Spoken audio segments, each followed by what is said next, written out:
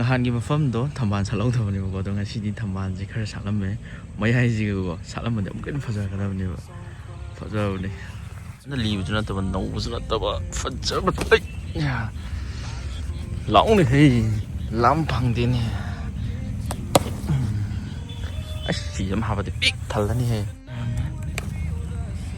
ash masakse Zuma lay ne anak putro lay ne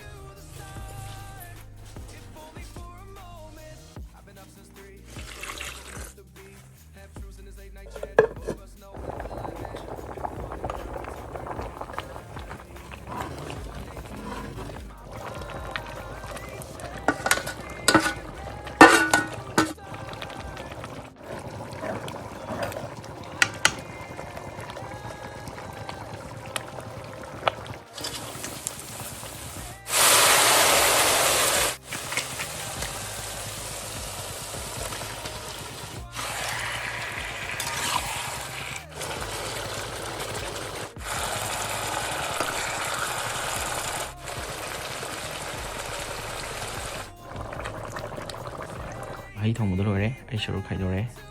mosakse ngoli ngoli ga to fato doini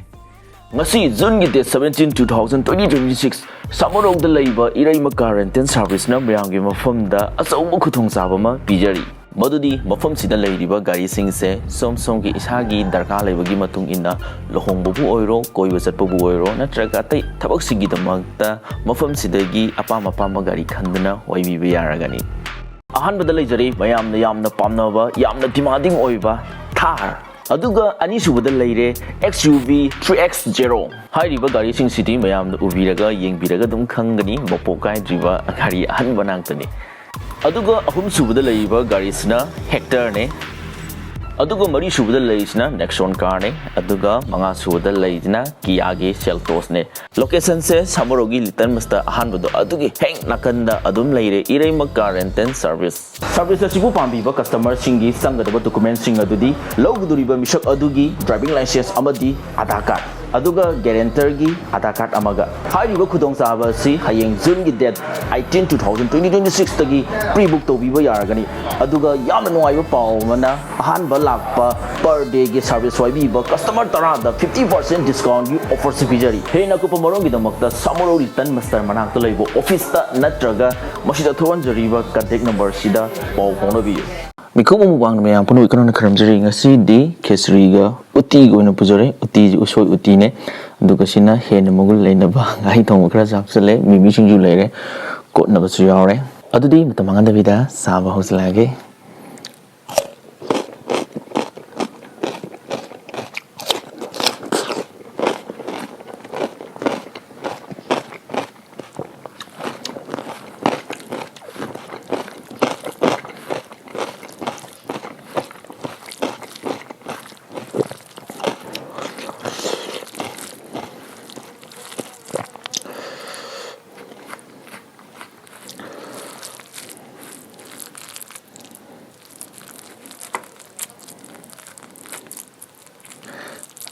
Nungai dre da pai bacha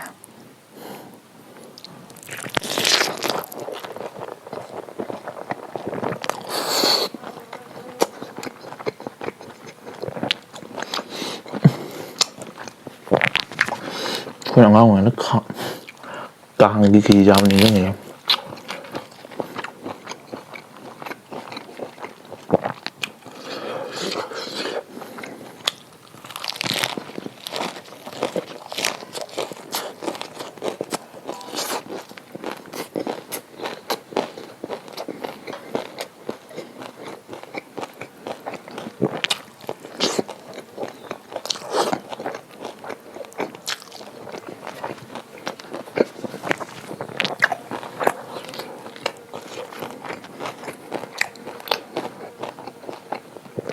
吃了一只猫，有点闷。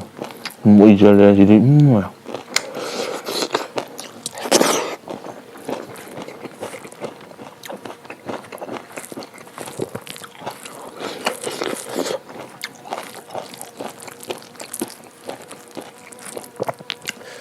Dạ, phải tao khổ em bài điều gì đó.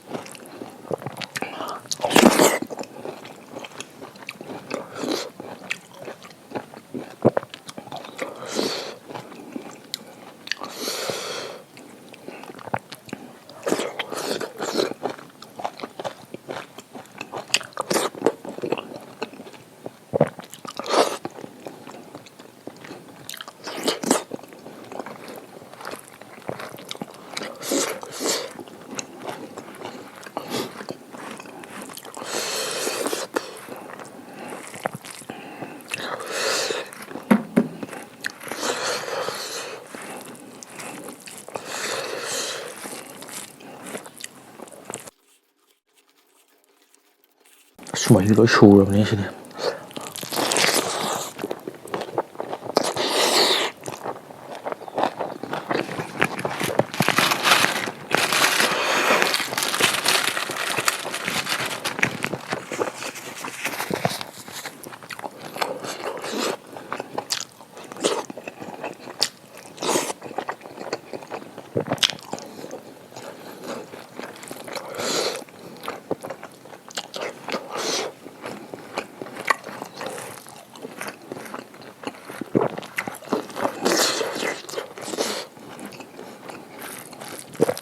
맛있는 거 없네.